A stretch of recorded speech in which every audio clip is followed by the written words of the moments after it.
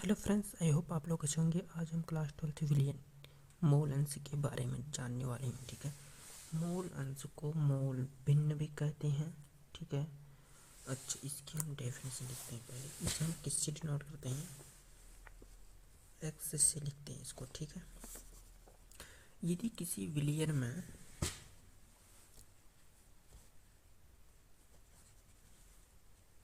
यदि किसी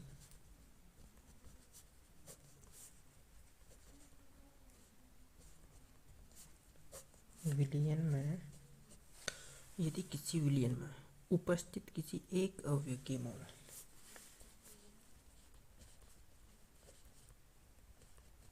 उपस्थित किसी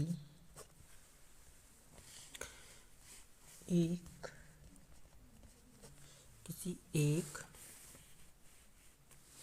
अवयव के मोल उपस्थित किसी एक अवयव के मोल, ठीक है, की संख्या, एक अवयव के मोल की संख्या, एक अवयव के मोल की संख्या उसमें उपस्थित, ठीक है, वह उसमें उपस्थित किसमें? उस विलियन में उपस्थित कुल अवयव के मोलों की संख्या, उपस्थित क्या कहूँ मैं, कुल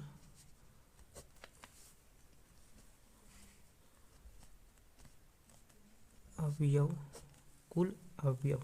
के मोलों की संख्या के मोलों की संख्या को मोलों की संख्या के अनुपात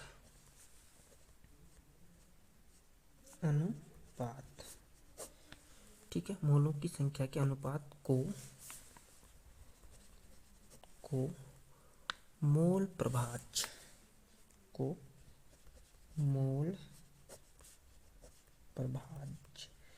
मोल अंश को मोल प्रभाज्य भी कहते हैं। ठीक है, मोल प्रभाज्य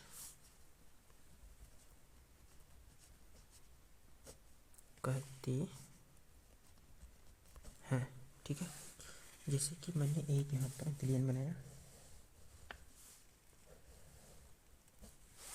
ठीक है, इसमें क्या है?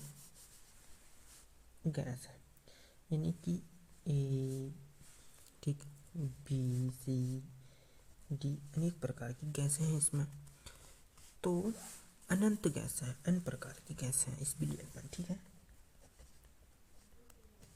विलियन है, ठीक है, अन्य प्रकार की गैस है इसमें। तो हम क्या कर सकते हैं? इसमें से किसी उपस्थित एक, ठीक, इसमें से किसी उपस्थित एक अवयव के मोलों की संख्या, ठीक है, और इस विलियन में कुल मोलों की संख्या के अनुपात के बराबर होता है। तो क्या होगा? यहाँ पर हम लिखेंगे मोल अंश, यानी कि x बराबर क्या हो जाएगा? एक अवयव के मोलों की संख्या, एक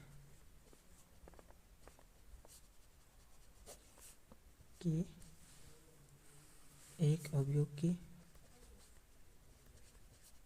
मोलों की संख्या, ठीक, एक अवयव के मोलों की संख्या बट्टे में क्या होगा?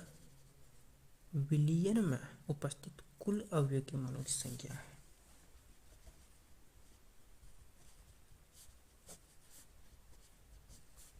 विलियन में उपस्थित क्या होगा? कुल अवयव के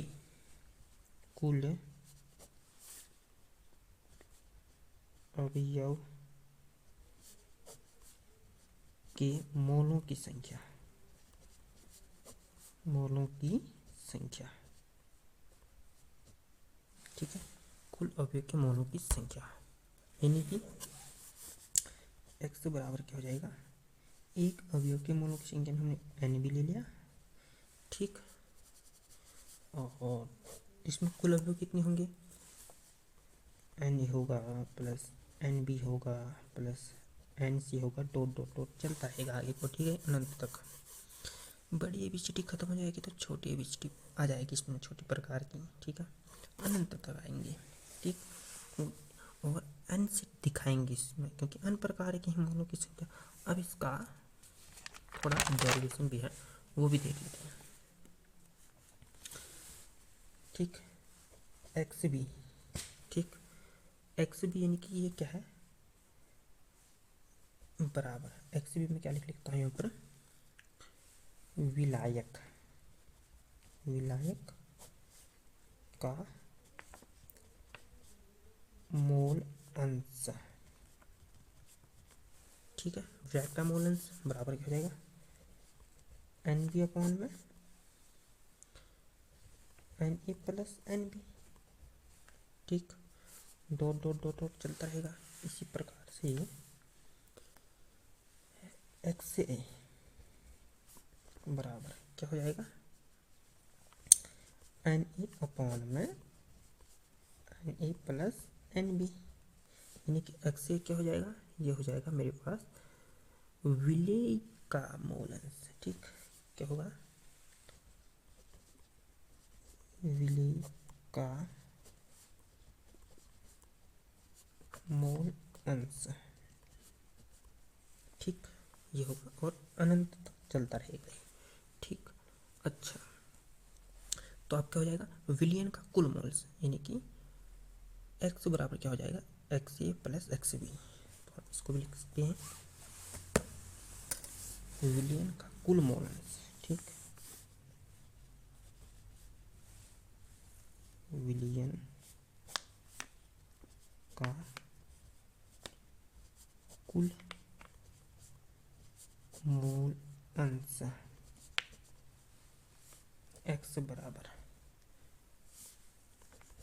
एक्स ए और एक्स बी प्लस में एक्स बी, ठीक। अच्छा, तो देख लेते हैं हम, देख लेते हैं एक्स ए, इसको लिख लेते हैं एन ए अपॉन में क्या है, N A plus N B, ठीक है, और प्लस है एक्स बी, कितना है मेरे पास, इतना है एक्स बी, तो इसको भी लिखेंगे एन बी अपॉन में N A plus N B, ठीक, बराबर एलसीएम ले लेंगे यहाँ पर नीचे पर, तो ये तो ऐसा रहेगा N A plus N B, और यहाँ पे इसको एलसीएम ले लेंगे तो N A plus N B, ठीक। तो एन ए से N A cancel, N B से एन बी कैंसिल, तो कितना आ जाएगा, एक आ जाएगा। तो क्या हो जाएगा, किसी विलियन का कुल मूल अंश एक होगा, तो हम लिखेंगे इसमें किसी विलियन का कुल मूल अंश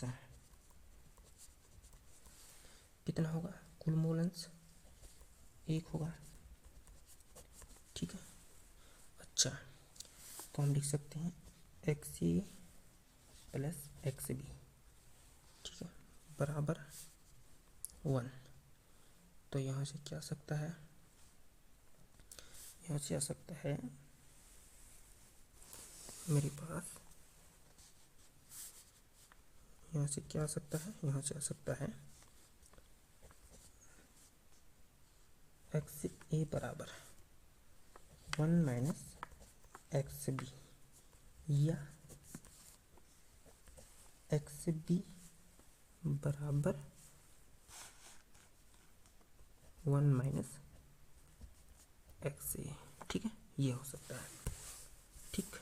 अच्छा, उसके बाद यहाँ पर मैं लिख लेता हूँ क्या क्या, यहाँ पर मैं लिख लेता हूँ कि किसी एक अवयव का मोल अंश 0 से कम 1 से बड़ा, ठीक है, होता है।